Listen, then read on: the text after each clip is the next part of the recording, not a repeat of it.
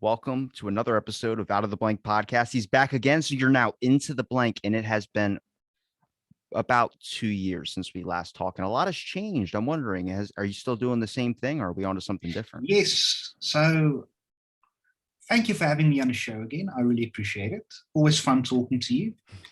So, yes, I am still an astronomer. I am still at the observatory. And I've also recently started a position at one of the prominent universities here in South Africa, the University of Pretoria, where I teach astronomy to the first years. Now, it's a little bit different than the first time you were on, only because before we couldn't do video because last time you were at the observatory and you had to put your phone away and stuff like that. So trying to get and plus the connection was a little bit bad at the time too. Yes. But it's a lot different now. But at the same time, like when you're teaching your students, for instance, or when is there a lot of people interested in astronomy now that I think this past year has just sparked an increase, but it seems to have died off a little bit because the UAP report, there's all these things. And I remember the first time we talked, you were like, I don't think there's aliens. And I don't know if I necessarily believe that Mhm. there are, but the curiosity that they're going to explain an unidentified flying phenomenon is kind of like, it's piqued my interest a little bit. Yes, so that is actually quite interesting. So, one of the last chapters I teach, or it's more of a discussion point I use for the students, is about extraterrestrial life. So that can be from intelligent life, like we see in sci-fi movies, or even microbes or living plants. It all depends on what the research tells us. But something interesting I can tell you about. So there was an astronomer, Frank Drake, a US astronomer. He was at the Green Bank Observatory in West Virginia. So something interesting, if you guys ever have a chance, please visit the Green Bank Observatory in West Virginia. It's the third largest telescope in the world, and it's the world's largest movable structure. It's taller than the Statue of Liberty, and it is bigger than a football field. So that is impressive. And Frank Drake, the observatory was started back in the 50s, and Frank Drake was there. And Frank Drake created an equation called the Trike Equation. That is just a statistical equation where you have what is the chance that we have possible life multiplied by what is the chance that that life has informed intelligence multiplied by what a technology state is multiplied by how far away they are, and there's a few other variables included, but then you get a statistical anomaly of could it be possible life. So if we look at this right now, currently, there should be life elsewhere in the universe. We Yeah. haven't discovered it yet or made contact with it, or perhaps they have, but there should be life somewhere else in the universe. Well, I think for so long we were basing like what we base exoplanets off of is trying to find something that's inhabitable for our life, but we really never looked at the possibility that maybe what we would consider intelligence obviously is on the basis of what we would seem as intelligent, you know. Like we don't look at plants, for instance, a long time ago there was plant perception. I think we talked about it a little bit on the first time. That was Yes. considered a dumb experiment. It was considered done. Plants don't have emotions, plants don't have feelings, but they're finding that there's another level of intelligence. There is still a study, I think, with at least 12 or is it 24 scientists that are studying with plants and working with them and trying to find out how they can communicate with each other through their root systems. And I look at it like maybe there's not a biological life like us. There's probably maybe something a little bit different, or maybe there might be, you might have, instead of having the beautiful hair you have, you might have an afro. I have no clue. But I think with this extraterrestrial life, it's probably something different. It might even be in the beginning stages of something, but I don't think they've came here. I start seeing all these, flying, unidentified flying objects, Mhm. everything that they talk about propulsion systems. I'm like, man, that seems more of like a government military thing that they haven't released to us yet because we're not capable of holding it. I mean, when we last talked a little bit after is when the giant rise for Area 51 that people thought was just a Yes. myth happened. So it's just interesting because all this information that keeps like people say it doesn't exist and then it comes out and I'm like, you're not leaving any room for people not to be conspiracy people when you talk about like you're Mhm. slow trickling information thinking that either we can't handle it or that, you don't want us to know about it. And it's like, be honest with it. You might have a better result.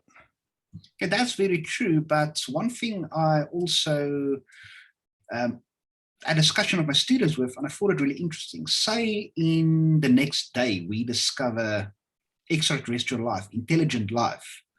What would that do to a human society? Will we accept it? And more importantly, what will that do to different religions Is it around the going to world? be worse than what's going on now? Because the people are just going to go crazy anyway. Yeah, so that is the idea. So, an example, take Christianity as an example. Christianity believe they are created in the image of God. So now we have aliens, perhaps, that looks totally different than we do.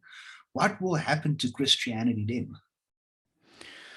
Yeah, you're gonna have a lot. I mean, it's just interesting because the shift in religion, there's about 50 something percent of the population that just chooses not to believe in a religion or just choose to Yes. worship at home. It's kind of left the church. And I think it's needed, obviously, and especially in the beginning stages of civilizations. But where we're at now, there's so much about technology, other planets, before we thought we were the center of the solar system, and now we've learned that we're not even we're revolving around something else that's revolving around something else, and there actually might be more planets that used to be involved into our whole solar lineup, more than just Pluto not being a planet anymore. There's talking about that a couple million years ago or whatever, there was a planet that used to be involved into our little thing that ended up getting pushed out. I don't know if that's true. It's what I read. But at the same time, you start looking at it like we're always discovering something new. So to limit the possibility that we are the only thing on this planet or the only thing in this solar system, it just seems so small space where I'm like, I want to see that long game. I know. And like, hopefully it's not like Mars Attacks where they come down and they just want to light Yeah. us on fire and stuff. But maybe people talk about they might be creators. What is your thoughts on that? So that is really interesting. So I don't know if you're familiar with the Shardeskev scale of civilization. So let me just bring it up, my notes on that. Coming at me with notes. I'm glad. So that is one of the notes I use for my students. So that I've opened on, let me just open it up. I'm going to be 100% honest with you. You might have to talk to me like one of your students because I'm so curious and everything right now. Okay. So where is it now? So it's just interesting. Where is it? It's just, it was a, where is it? I can't find my notes. But basically what the note says is, so yes, I got it. It's the Kardashev scale of civilizations. So it is just a scale that was created to measure how far a civilization's technology has developed. And it was developed by the Soviet astronomer Nikolai Kardashev back in 1964. So there are three different types of civilizations that he classified.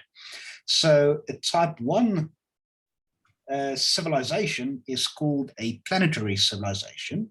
So that civilization can use and store all the available energy on that planet. So that means fossil fuels, nuclear fuel, solar, wind. So they are comfortable on their own planet and they can use all the resources on their own planet. So currently we are a type 1 civilization. Then a type 2 civilization is a stellar civilization. So that means they can travel between different planets and they can control the energy of their own stars. I don't know if you heard the term in sci-fi movies of a Dyson sphere. Yeah. That is where you construct a structure around the star and you capture all the energy from the star. So a type 2 civilization will be interstellar. And then a type 3 civilization will be able to travel throughout the entire galaxy. So that means not our own solar system anymore, but can travel to different stars as well, and then use the energy of those stars as well. So currently we are a level or a type 1 civilization. Now, what are they basing that off of? Like, where did they get evidence to be able to determine what to classify something as? Like, is that just on the classifying of seeing things in sci-fi movies, or is it just the possibilities? Like, I know we're discovering new dimensions as well, too, that there's a possibility that we can, because I know they had the particle accelerator that stretched like a mile and a half that they ended up shutting Yes, down because they thought they were going to create some black hole or like something. But all at CERN, yes. yeah, but they're looking back into that to realize that there could be another dimension that we can go to. And I had talked to a guy who was explaining to me about like from here to wherever your destination is, it's going to be 5, 10 miles. There's a way to cut that in half, just like a straight line. If you fold the Mhm. paper, the line gets shorter. That we were able to discover something like that to be able to travel across space even faster. So instead of taking however long it takes to get to Mars, you can half that. Where I'm like, where what are we are is someone turning on Star Trek or Star Wars? I mean, like that's a cool idea, and they're trying to recreate it, or is this coming from like something different, like people having ideas of ways to travel and manipulate? Because you say we are a type one civilization, Yes. but when it comes to every single societal collapse or every restart of a civilization has boiled down to one topic, and that is always gender. And that's kind of where we're at now. The Spartans had the same thing where they talked about like they Mhm. would tear each other apart on the concept of they didn't believe in a male or a female. They take down every ideology. It starts with religion and it boils down the thing. So I'm looking at it like, are we already, even though we're in the one class one sector, are we at the top of that class and we're not going to make it to class two? Or is it every civilization as they start, they develop new ways? Like, can you go from one class to another class, or is it just you're stuck in that class as soon as you start out Oh, on the so basis? you start out with one class, so everyone will start out with type one civilization, and as the civilization evolve, you go to type two, type three. So right now we are looking at Elon Musk, SpaceX, Jeff Bezos with his rocket launch, Blue Origin the other day. Richard Branson with Virgin Galactic. So there's a new space race going on. So looking at Elon Musk, that wants to go to Mars. So if we have a colony on Mars, then we become a stage two civilization or type two civilization. And that is something really interesting or interesting trend happening now that I found really interesting. Back in the 50s, 60s, and 70s, the space race to get to the first person in space, put the first person on the moon, was motivated by governments because there was a military thinking around it. So if you can put the first satellite in orbit, means you can put the first warhead in orbit. If you can put the first person in space, means you can put the first soldier in space. Going to the moon, if you can put the first person on the moon, mean you can put the first military base on the moon. So back in the 70s, when these sort of explorations and funding stopped, people realized, okay, it's very expensive to get there, so it's not worthwhile putting a military base on the moon. But now it's private industry that is leading the space race. So in the last couple of years, if you the Soviets were open for it, the Soviets, the Russians were open for it. If you want as private citizen want to go to space, you pay the Russians, they put you in a Soyuz rocket, and up you go. And Soyuz technology is very old, so the price per person is extremely expensive. The last time I checked, I think the Russians were asking around about $200 million to put Yeah. one person in space. Now, all of a sudden, Elon Musk came in with these reusable rockets, and that price has now dropped to $90 million per person. It's still a lot And of money. so the estimates is in the next year that $90 million will drop to $60 million. And then from there on, it will keep dropping, dropping, dropping. So the estimate is around about in the 2030s, that price will drop to between 100 and $200,000 per person. Do you think in the next 10 years or so that it's going to be more likely that it's going to be better forms of transportation to go to these planets and say maybe 10? I can't say because everyone's like, we're going to live on space or we're going to live on a planet, a different planet in 50 years.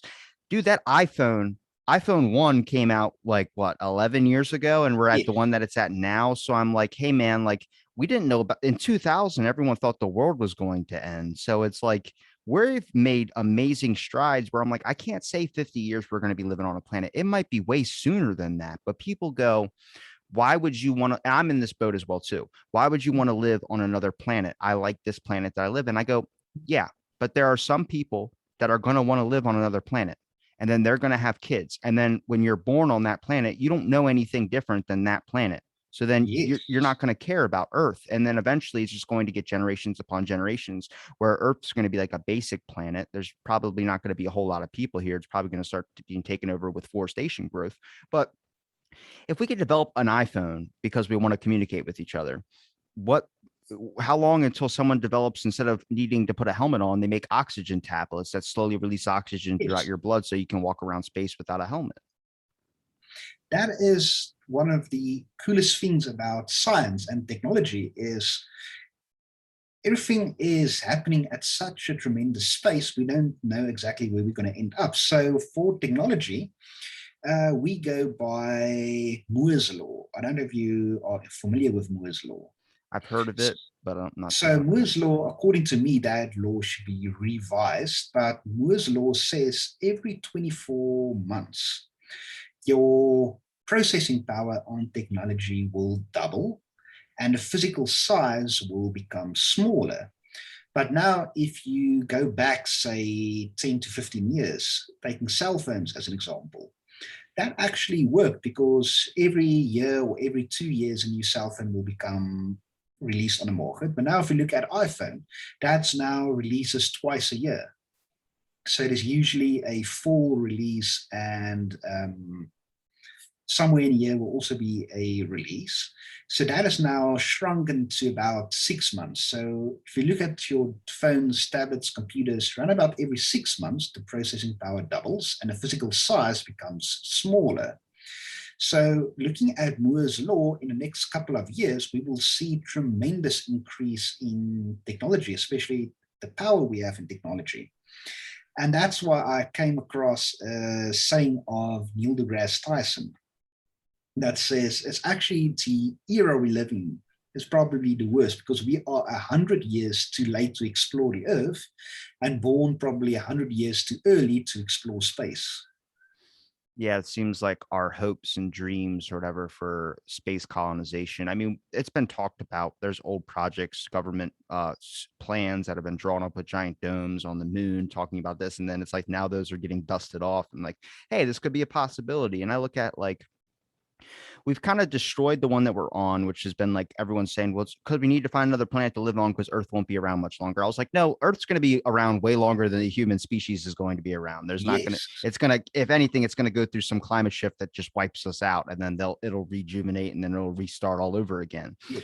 But that the space thing, man, my only hope right now is that everything right now is focused on the pandemic. Everything is focused on, Yes. you know, political stuff, or everything's focused on mask. I'm like, the UAP stuff, I want to focus in on that for everybody because Mhm. that's a glimmer of hope that we don't have to fight and we can have this curiosity about us that is about space, is about, and I rather explore the oceans, but I'm not going to be mad at people that want to go explore space because it is fascinating. There's amazing sites out there, but we still can't get over the fact that the earth is flat.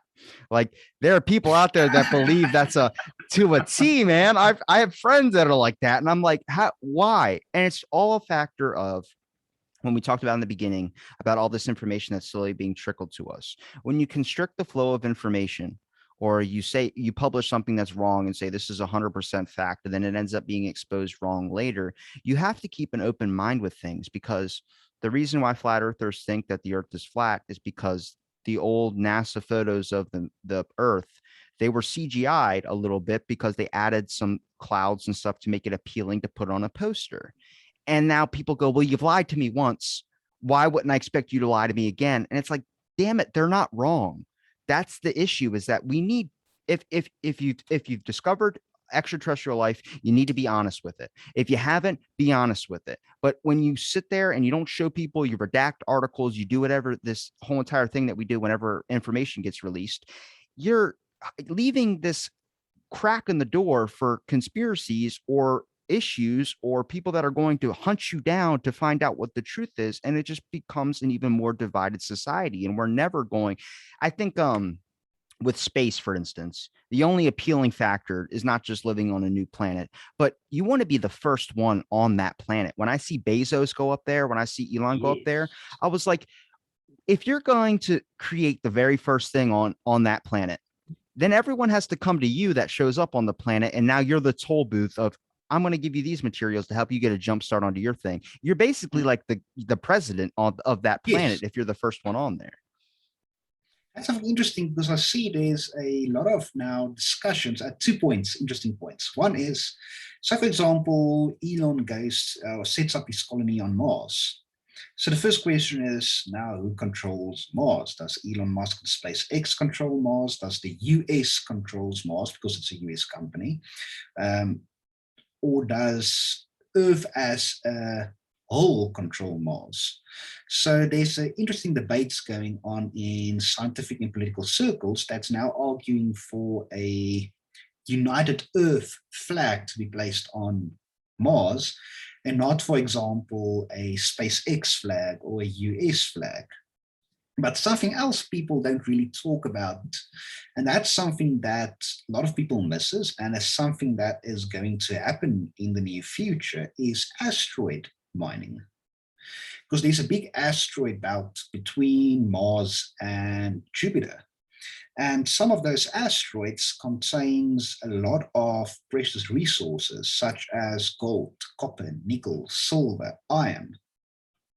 So a lot of the big mining companies around the world are now setting up think tanks and research departments to see how can you get to one of those asteroids and mine it, or rather, how can you catch an asteroid and bring it back to Earth so we can mine it here?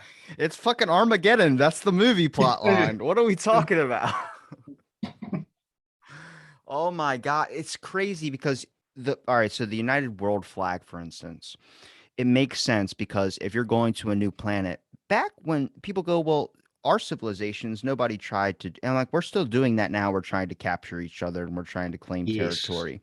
But now think about, we have the mentality or the mindset of knowing that we can do this type of thing. And now we get to start off at scratch one on a new planet. 1,000 years ago, a couple hundred years ago, when America was being created a couple hundred years ago, we didn't think about trying to, we were trying to expand out of our land, not trying to go over across seas and make these giant voyages and bring armies and fly planes over Yes. there to be able to do so. Our technology has now enhanced our perspective. So now if we go to another planet, that generation that's going to be on there, that's a civilization too. That means you Yes. now have the knowledge. And it's like if you were 90 years old and I said, I'm going to bring you back to age 10 with all the wisdom you have now. You're now way ahead of where you should be because you've had already a whole experience in front of you. I agree. I don't know if you watched the show The Expanse. Mm-mm. Sci-fi show, brilliant. But the short of it is our solar system has been colonized. So Earth is now controlled by one government formed or controlled by United Nations. Then there's a colony on Mars. And then in the asteroid belt, there is a mining colony that lives on the asteroids and mine the asteroids. So what happened is Mars broke away from the UN and they formed their own Martian government. And the Martians are now, it's basically humans that live on Mars, but they call themselves Martians, but Martians now in war with Earth. And then the asteroid belt is there and they can't choose sides because they have to provide resources to both Earth and Mars. So it's a really cool sci-fi series to watch. What is your prediction, let's say in the next 5 years? What do you like? I mean, well, let's start with this then. In the past 2 or almost 2 years since we last talked, what in your mind has changed? So I've got a bigger, more perspective of. So for me to change, the change I saw is a lot of people now is working together. So different countries are pulling in resources together to work for the same goal. So my predictions is short year for the in short term for say 5 to 10 years, there will be a colony on the moon, but not necessarily a colony. It could be a small research base, or like we have a research base in Antarctica. something like that. So we can have, so we have people up in the International Space Station, but we can have a couple of people on the moon doing research, operating a research base there. Then from there on, we will have a first colony on Mars. So if you do the math, most of your energy to get somewhere in space, if you go to the moon or if you want to go to Mars, most of the energy you use is to escape Earth's gravitational pull. But if you escape the gravitational pull, you use a lot less energy going to the moon or to Mars. So the idea is that you can put another space station in orbit around Earth. That's your refueling station. Or you put a refueling station on the moon. So you use most of your energy to get up to orbit away from Earth. You go to your refueling station. And then from there on, you go to wherever you want to be. And I see that happening in the next 15 years. Do you think we'll develop a better method, much like we have Amazon drones to be able to do stuff for us now? Do you think we'll have a better method of delivering resources instead of just sending people up there to go carry these supplies? We can just send a drone or something to be able to send down some supplies to people that are on this planet to help build the colony? Yes, that will most likely happen. So for example, let's use Mars as an example. So the first people on Mars will kind of be stranded there because they don't have the resources to get back to Earth. So if they need to get back to Earth, you need to build your own rocket on Mars and create your own fuel for the rocket on Mars. So then you will need some sort of a drone, so a rocket that you can just send to Mars, it lands itself, and then you can unload the resources you need.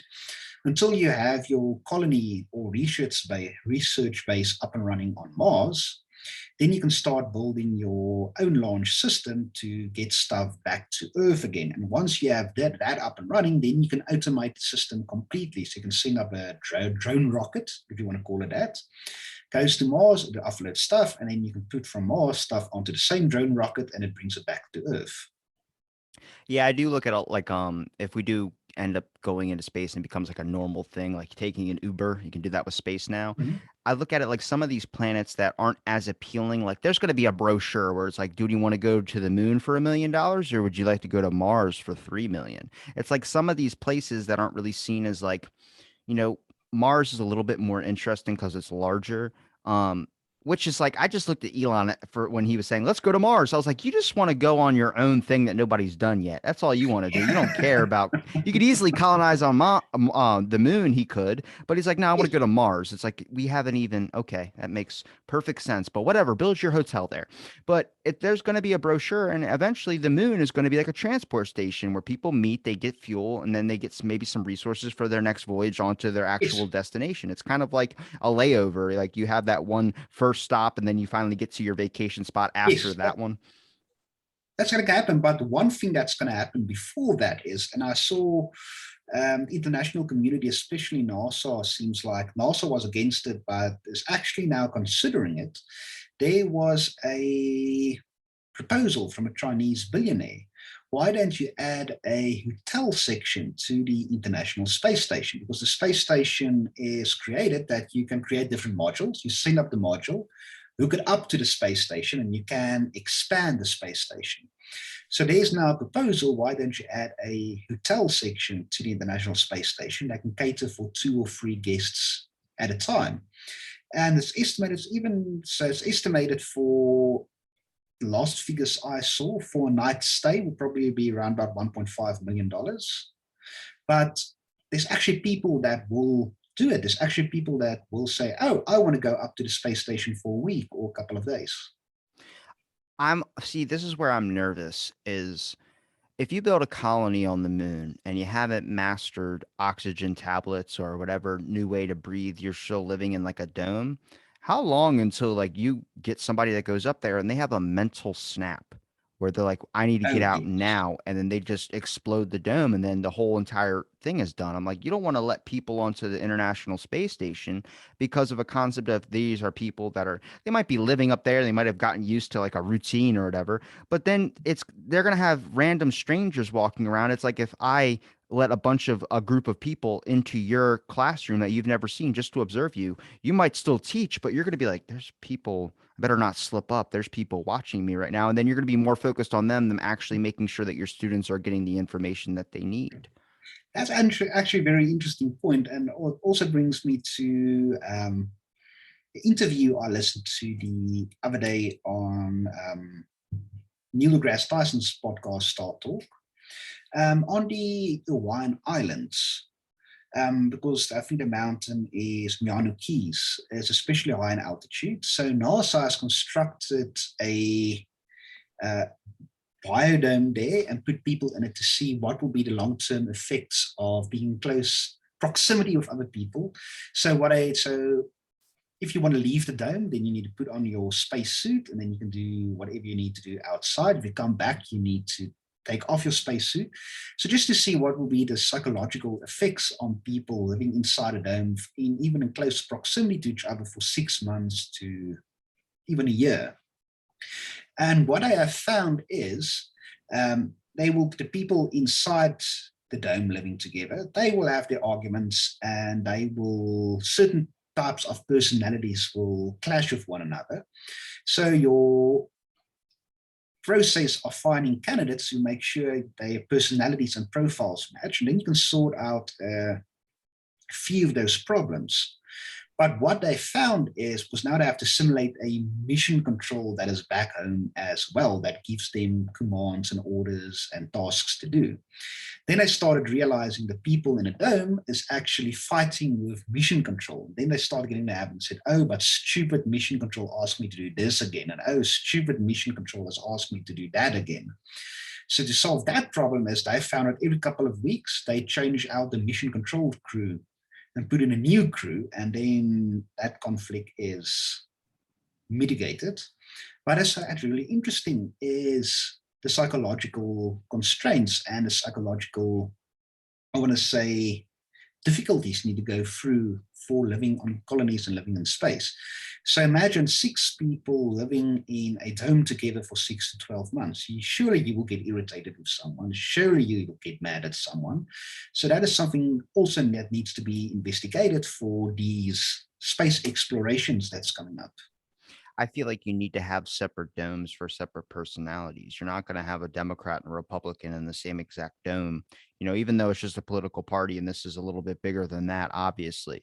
But people want to fight over the smallest things. And I'm like, first, we need to control not only our nation, but the world in a whole. We need to find a globalization before we even explore out into starting another colony. We don't even have this one in check yet. That's what like I said about the UAP topic, about all that stuff. Who's to say that they've came here? Maybe they're waiting for us on another planet where they can individually talk to someone. If you're trying to prove that there's no flat earth, you have to take individual flat earthers and show them, hey, the earth's not flat, by taking them up into space and showing them. That's going to take a lot of time.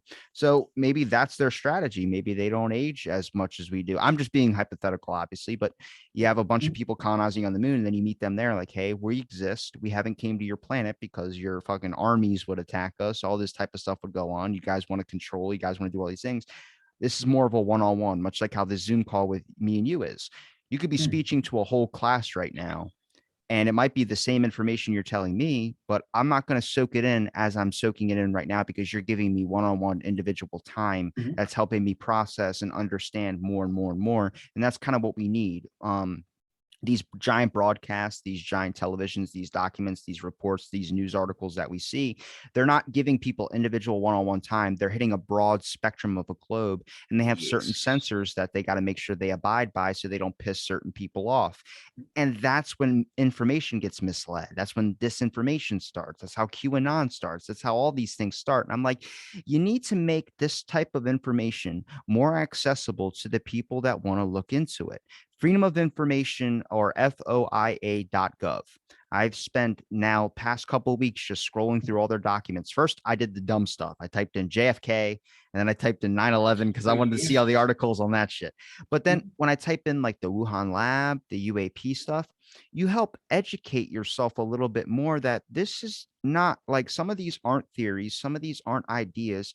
There's articles about it, people have talked about it, but you need to look up the information for yourself. And hopefully with the UAP stuff, I've Mhm. talked to a list of people from this girl. Her name's Kelly Dodge. She does videos on this type of stuff. She follows like Jeremy Corbell and all this. And me and her talked about, and even my friend, astrophysicist friend, Dr. Serene Nemi, she Mhm. thinks that there's definitely extraterrestrial life out there. But why is it all the information isn't being let into us? Why is there only 9 pages of a report when Australia releases like 1,200 or 1,700? Mhm. You start to look at when you restrict the flow of information, you're only damaging future progress. It's going to take us a lot longer now to be able to get on the same page to colonize on another planet.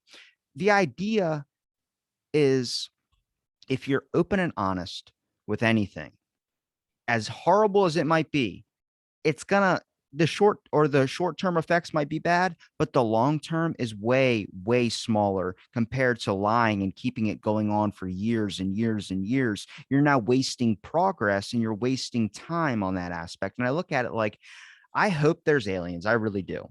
But I don't see, just like how Neil deGrasse Tyson says, I don't see their interest in us right now. We are pretty interesting as people, but it's if I'm looking at two pit bulls or two dogs fighting, I'm Mhm. gonna be like, I'm not getting in that shit. You know what I mean? It just makes sense. Now, I totally agree with you. And freedom of speech and freedom of information is really important. Certain stuff where you keep some information secret, that I can understand. For example, um, in a military aspect, if you know certain people will be in danger or you have a certain plan to attack someone, that I can understand if you have a bit of secrecy to it. But general information, does aliens exist? Have we encountered it? Yes, no. That should be publicly available with no restrictions on it. Even go taking the Oriana Trench, deepest part of the ocean.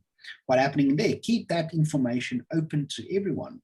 Everyone can learn from it. Yeah, what's the bloop? Um, That random noise that just happens that nobody can explain. yes. So exactly. So for me, I'm open to um, keeping stuff free information. So that's also why in the science world, most scientists prefer to use open source software because it's free. You can make the changes you want to, and then in return, you can support someone or someone can support you to improve on a software. And you can take that same principle and apply it to information. So let's say you have discovered something and you publish a work on it. And then someone else might say, but I've also encountered that, but I have learned this from it that you haven't learned from it. So let's put our notes together and see if we can understand the thing a lot better. And that's how I see things should happen. But unfortunately, due to political interference and a few other stuff, that doesn't happen. Well, I think with people, for instance, we're all information, obviously, but I think we're better together than we are apart. And I know that's probably been said multiple times in multiple different ways, but I learned this when I was talking to an anthropologist, and then I had someone who studies Indian studies. Mhm. Now, those two are never going to be able to be in a room together without them somebody pulling out a knife and stabbing each other. Be- because with the anthropologists, they go, you got to think in the mindset of what it was back in the day and that realize, yeah, it was horrible what they did, but look how we've evolved and we don't think like that anymore. They don't see, like, a lot of people go, Christopher Columbus, and he has his own day. He's a terrible person. I'm like, yeah, but that's the mindset of them. That's not rationalizing what they did, but that's, you got to understand their train of thought, their thinking was way different than where we're at now. Even 5 years ago, Tropic Thunder, they did blackface. You're not doing that anymore. That's a short amount of time. We don't think like that. We look at that like a horrible thing now. So I'm like, understand that things age and we evolve and we learn past that. And we can't hold people of the future for things that happened in the past. Now, with the Indian studies, they have a side too. They talk about no, because we need to give their land back. We need to do all this stuff. I understand because now you've researched so specific on this one side that you understand their experience, but you're not. Is it possible that both of your information, and anthropologists and Indian studies, can come together and share their resources and realize everyone was just trying to survive? People don't want to look into the lab things thinking it was a biological warfare tactic. I was like, we've done it. Everyone's done it. The biggest fear in everybody's country, whatever, in their mind right now is that somebody is doing something. So we need to do the same thing to make sure if it does happen, we can be ahead of them. That's with space. We found out the Russians were going into space. Well, we need to get to space first. Yes. It's how this whole entire thing works. And a lot of times these people aren't even looking into something like that. They're like, well, America's doing that. Why are they doing that? Well, they think we're doing it. Well, we might as well start doing it. And then it becomes true. You start to realize, like, instead of being so divided because everybody wants to be number one, it's a nation. It's a flag. It's a where you're born. It's not your species. And what your species is human, hopefully. So besides all the reptile videos people talk about, which I've posted a couple of, I'm like, bruh, they CGI the news reporters' eyes to get the bags out from under them. Yeah, yeah. And when they blink, they get anime eyes. And I'm like, no wonder people think there's reptiles on the news. Like, geez, like they blink and their eyes look completely different. They're all popped out of their head like a chameleon. I'm like, whoa. And they blink sideways too, which is strange. But there's countless videos of it. And I go, when you realize that there's something bigger than gender, there's something bigger than ethnicity, there's something that we all share, and it's not the sun, it's not the moon, it's the fact that we are all part of the same species. We are all trying our best to progress in which way we think. Now, it's possible to, and I'm not going to lie, the last time we talked, I have never, I did not think this way. I thought I was open minded as much as I thought I was. And now I realize where I'm at now after all the perspectives I've got drilled into my head from the people I've talked to. Mhm. I was so short minded in so many different ways that I think you need to talk to people. I think there's a benefit to community aspect of things. And I think the fact that we are so closed off and we choose to stick with people that are in our groups, our cliques Mhm. that agree with us.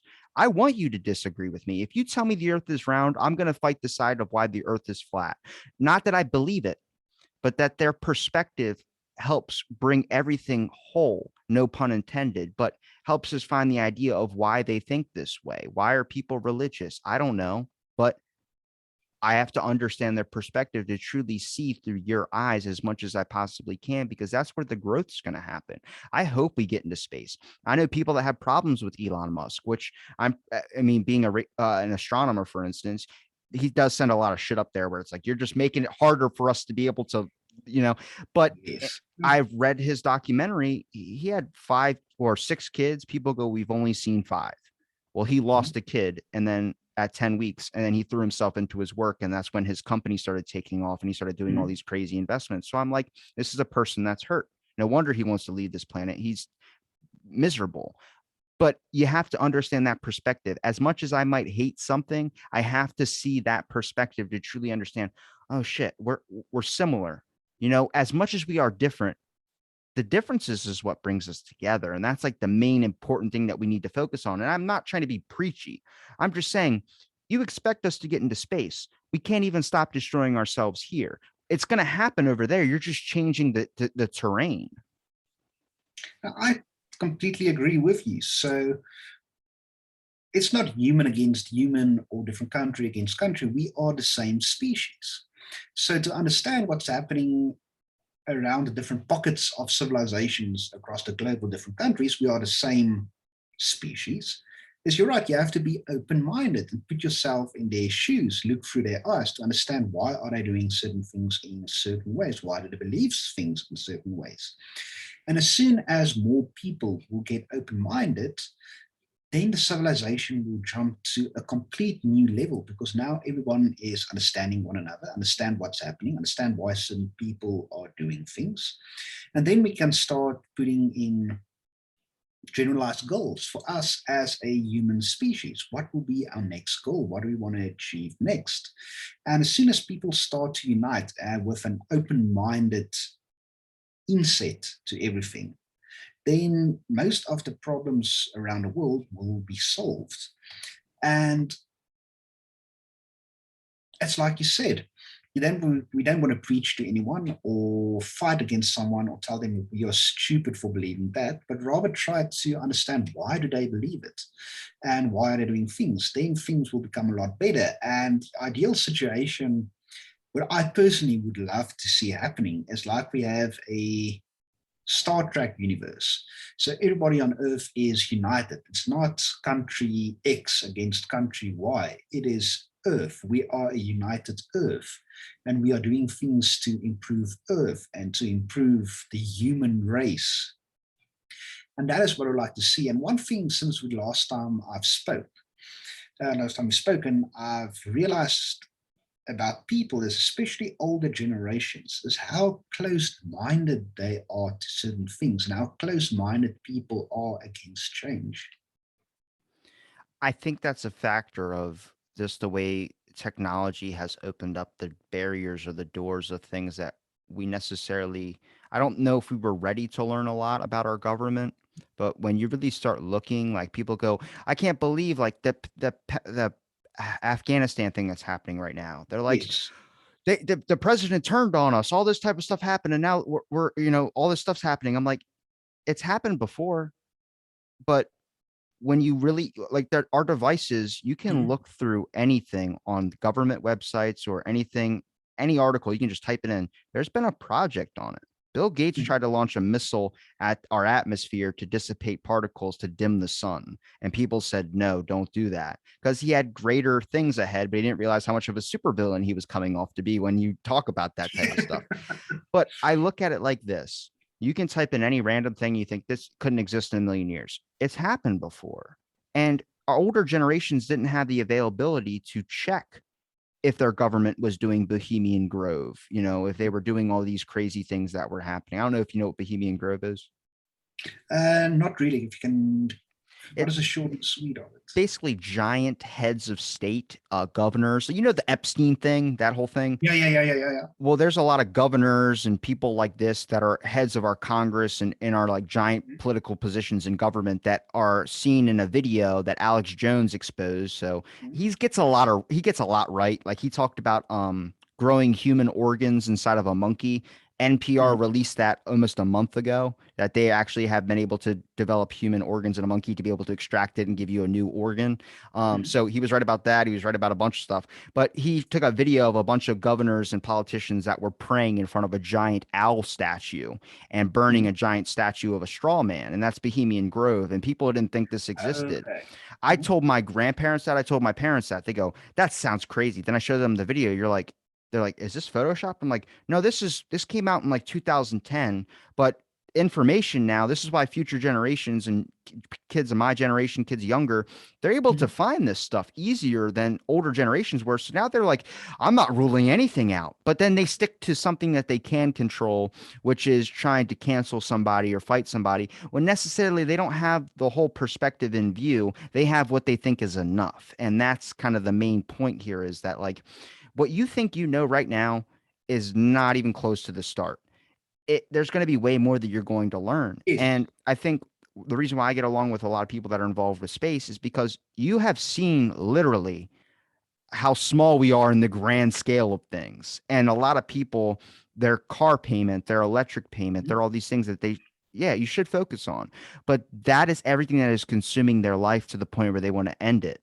And they got to realize, like, what keeps me humble when my ego gets too big is I sit in my driveway at night and I look up at the stars and the ones that I can see through all the pollution. Okay. Mhm. I look at it like, why are my problems consuming me so much when I'm this tiny, not even a speck of sand in the giant beach that is this whole entire world, that is this universe, that is this. Mhm. And it really brings your problems to a smaller point of like, I'm getting really upset and it doesn't mean anything in the grand scale of things.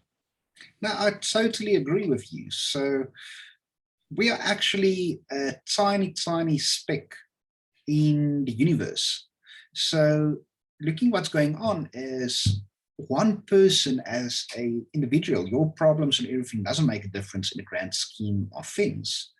But you can ground yourself through that process. If you feel overwhelmed, if you look up in the night sky, that's one way to ground yourself. And space is also a good way to open up your mind to a few things. So if you look up to space, and if you ask someone, what is the first thing you think about by looking into space? Most people say, oh, it's so beautiful. For example, one thing that I do is I call it sidewalk astronomy, is where you go to a mall or shopping center or somewhere and you set up a few telescopes in the parking lot. And then if someone walks past and you say, have you seen Saturn through a telescope? And usually when I see Saturn with the rings around it, they say, wow, this is really beautiful. But then that usually opens up a totally new, different conversation to someone where people say, is it actually true? Do you have something in front of the lens? No, you said it's actually Saturn. And then people ask and say, but what else can you see through the telescope? And then then the questions pop up. So what else is out there? What else is happening in space? And then people are actually putting stuff together, started realizing, wow, we are actually small, and that's why certain people are exploring space. And usually something I tell my students is, why do we as humans do astronomy? What do we get out of astronomy? So the sweet and short is, we basically, for the average person around the world, doesn't get anything out of astronomy. But there's two things we get out of it. The first thing is, astronomy helps with technologically advancing us as human beings, because most of the technology we develop for astronomy in a couple of years ends up in the hands of average people. That's why each of us have a cell phone, because cell phones originated from technology being created for the Apollo missions to the moon. And then the second point is, we as humans are a curious species. We want to know things. You can ask anyone around the world. They are curious about something. They have interest in something. They can be curious for what's going on in space, curious of what's going down in the oceans, curious what's happening in the Amazon rainforest. So we as humans are a curious species. We want to know what's out there. We want to know what makes something tick, how something works, how things operate. And that is what sets us apart from other species on the planet, is our way of thinking, the way of we can ask deeper questions in life. Ask, for example, what is out there? You think we limit our capabilities of what we can do because we choose to look through such objects that are on this planet rather than look at things that we can actually put our effort into to really accomplish? Yes. So, for example, if you can just spark the curiosity of one kid in some way, that kid might be thinking a whole way differently about something, and that kid will have the possibility of perhaps to change the world in some way.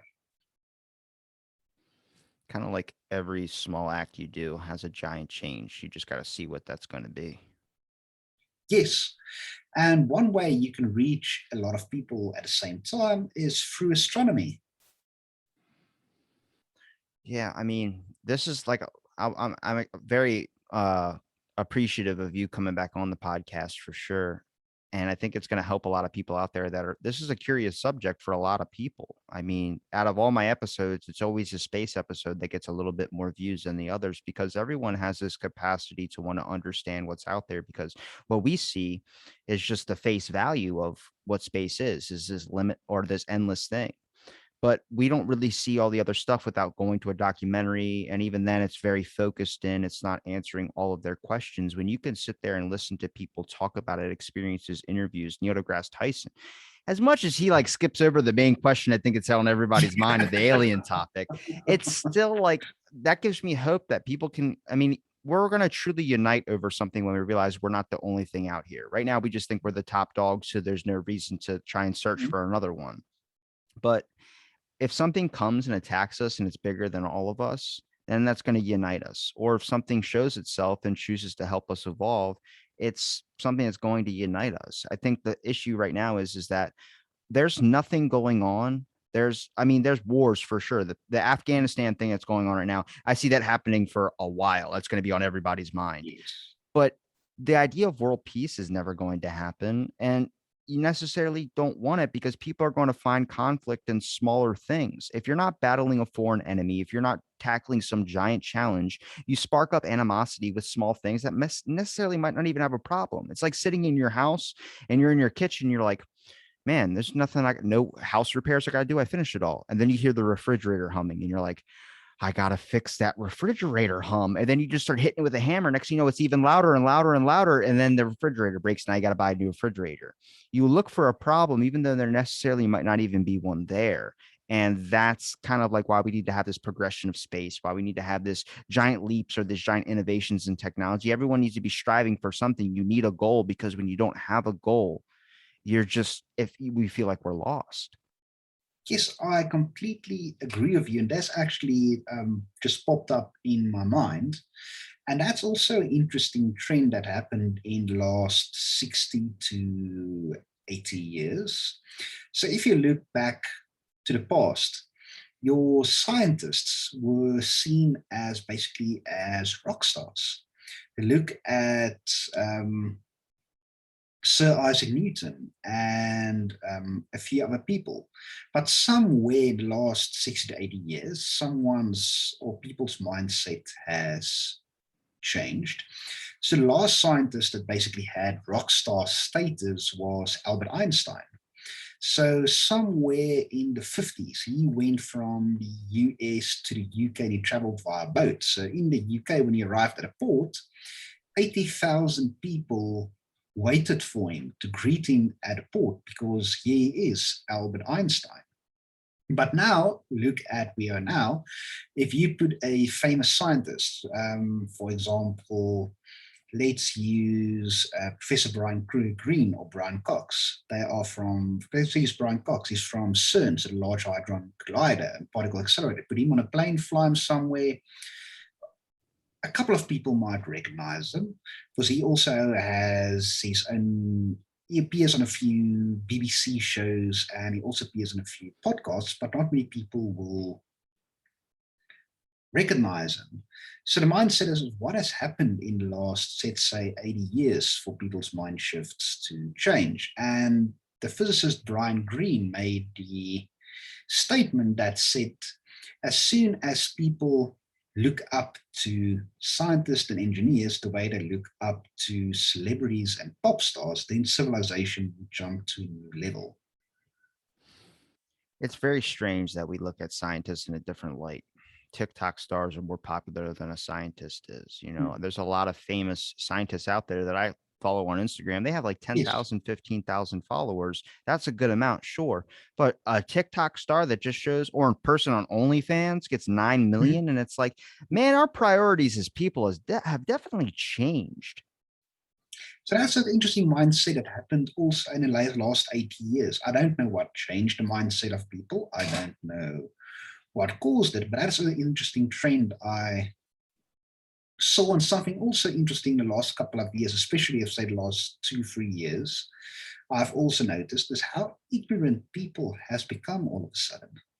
So rather people would rather trust some random guy that posted a Facebook video than some person that has been involved in a study for 12 to 15 years and they publicly made the data available, but rather some random person on Facebook.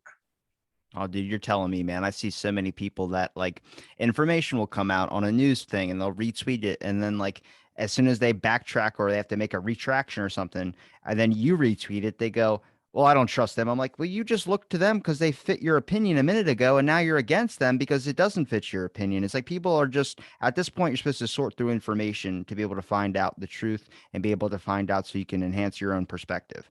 Now it's, if it doesn't fit my opinion, I don't need to learn about it. And then you toss it out your thing. And I'm like, that's completely hindering yourself as a person. I mean, we see it best with the mass stuff. They retracted a bunch of mass stuff and now they're bringing it back. And it's like people are either for it or they're against it. And I'm like, this is the issue of like, we're very, very divided as people. I'm hoping in the next couple of years or next 10 years, we can be able to handle that a little bit better, but I don't see any light in the end of the tunnel at this moment. Now, I totally agree with you. And the idea is how I see it is if you don't agree with something, you don't have to agree with it, but that is the facts, that is the data. So the data is supposed to change your mind or convince you otherwise, not the other way around. Your feelings and emotions is not supposed to change the data. I just want to get to that place where I can sit with someone and just have a peanut butter and jelly sandwich in like one of the most amazing natural places of all time and just talk, even if they don't agree with me. Like I just want to sit, Yes. talk, and see what happens. Now, I agree, and that's one of the funnest ways to learn a person, and also to figure out what makes a person tick. And unfortunately, I don't see that happening now in the last couple of years because people are it doesn't fit their opinion, it doesn't fit what they believe, then they just toss it out. It's kind of interesting because you mentioned about nations working together to help like advance technology. And I'm like, I see that, but then I also see the perspective of like it's only because you only ask somebody for help or something when you need something. You only help somebody when you can get something out of it. And that's kind of what the world has been running on for a long time. Now, throughout doing this podcast, I'll get a random message like, hey man, I know I haven't liked any of your posts or haven't talked to you in a while, but I'd love to come back on the show. It's like, what? You don't give a shit. You just want the platform. And it's like you start to realize that like people will either use you for something or there's a way to change that. There is a way to make sure that people generally care. And I think that just comes from an understanding of what a person is experiencing, being more connected into the lives of the people around us. That's not saying you have to go greet your neighbor every single time, but holding a door open for somebody to realize, okay, I hold this door open for something. It's a trickle effect. Next thing you know, they pay for something of yours. I've heard many stories of that happening. It's all in an aspect of the world is not that dark. It's pretty bright, but it shouldn't be that hard to try and find the good in it. You know, especially if you're on Twitter like I am, all I see is just constantly people just fighting each other. And I'm just like, oh man, like you guys are basically saying the same thing, but you guys won't get down from your little pedestal for a second to understand each other. I mean, I follow cult people, follow anti-cult people, follow flat earthers, not flat earthers. Oh, yes. They say the same stuff, but if they just put the effort that they have into what they want to fight against to something bigger, you'd get so much shit done. Like it's ridiculous. Now, I totally agree because I'm really active on Facebook because there's a lot of astronomy Facebook groups and astrophysics Facebook groups. That's really interesting. And I don't know why. So you can share something really interesting, interesting article, interesting find, then there will always be someone that completely ignores the post and will start rambling and fighting on either political views or even religious views on the topic that you just shared. I don't know how we're going to get, can we just ban, maybe if we ban Facebook, ban Twitter, ban Instagram, it's going to be harder for us to communicate, but maybe we'll actually do in-person stuff. Cause half the time you see somebody post or fight on Facebook or one of these platforms, they don't say it in person to somebody. And that's how you know they don't actually feel the way that they do. Yes, I totally agree. So I saw a few of these groups are actually the admin created the house rules saying no fighting, no discussions about X, no discussions about Y. And everywhere you will still find one person that for some reason gets through the lines and cracks and starts chaos on one of those groups. Yeah. I mean, it that's a strange one because like there's a podcast support group and it's like Mhm. promote your stuff, share it. We're here to be a better community. Then anytime you post something that's of your podcast, they just delete it. So I ended up leaving the group after like a year in it. And it's because the guy, he just wants followers and he has this guy of promoting other people's Mhm. podcasts and all this, but he only promotes his own and he only lets his own get shown into the group. So I'm like, you're now controlling this large group now that you have power. I actually followed a Simpsons fan page, like a Oh, cartoon yeah. animated, like fan of the Simpsons. And, you know, like he would post all these amazing things like factual stuff about the show and background Mhm. scenes and all this. Then immediately I was following a page that said, kill Donald Trump or something like that. And I was like, I don't want anybody to die, no matter who you are. And then like I looked, it was the Simpsons page. They waited till they got a giant following with something that everybody loved, and they switched it to a political thing to fight that their thought and their perspective or their side. And I'm like, that's a dirty trick, man. That's a cheap way of getting a bunch of people following you. And then when your page gets large enough, you switch the whole direction of the page. Where I'm like, I, people, I don't know what goes through their minds, but some of these, I give them a golf clap. I'm like, you fucking crafty bastards. Like, holy crap.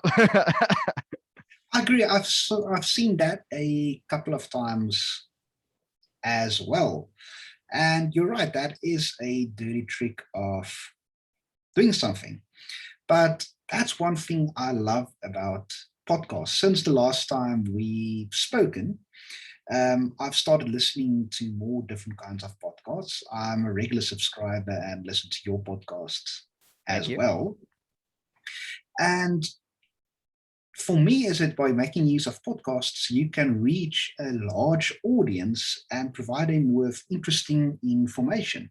And hopefully, the listeners or viewers will absorb that information, and hopefully that will create a little light bulb going on, say, aha, now I've learned something new, or aha, perhaps I should think or look at that situation or person or topic in a different way. Oh, dude, I had my astrophysicist friend, Dr. Serene Nemi on here, Mhm. and she was telling me how like I had the flat Earth questions I had to hit her with, and she was like, "Oh my God, Robbie!" And I guess the sarcasm, since the language barrier, I guess it she wasn't getting my sarcasm. I was like, "I'm Mhm. just joking. Obviously, I don't think the Earth is flat." But then if you look up Flat Earth Dave, who's like a known like interviewed Oh, flat Earth yes. guy, his views in 2 days get like thousands of views, and then like the one about explaining the science behind it doesn't get anything. And I'm like, Mhm. oh, like here's how the world is. People love the fantasy thing, not the actual legit science to it. Oh, yes. It's I mean, I don't know how to fix that. I don't know how to get people more interested in it, but I think it's about making it fun and comedical. I think that's important about having people like you on my show as well too, is because you're not speaking from a level that's higher up than where I'm at. You're talking to me like I'm a human being trying to understand, and that's the most important thing that we can do, especially even not me, but educators. If you talk to someone from an even playing field, like I might have a degree in this and we might be talking about this, but I'm not better than you. I'm a human being just like you, and we're Yes. going to learn, and I'm going to walk you through this together, and we can enhance our own perspectives. That's going to see way more growth than every single video you hear someone just laughing, going, I'm not even going to answer that. It's like, well, now you are dismissing and you're coming off like a bit of an asshole.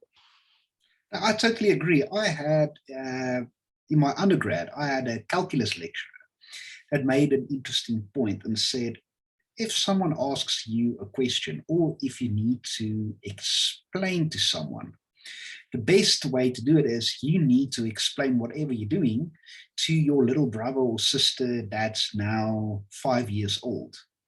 So if you can't explain it to a 5 years old, how can you explain it to a 30-year-old or 60-year-old? And that changed my way of communicating. So you have to make sure that your intended audience or even individual person you are talking to will understand or grasp what you are talking about.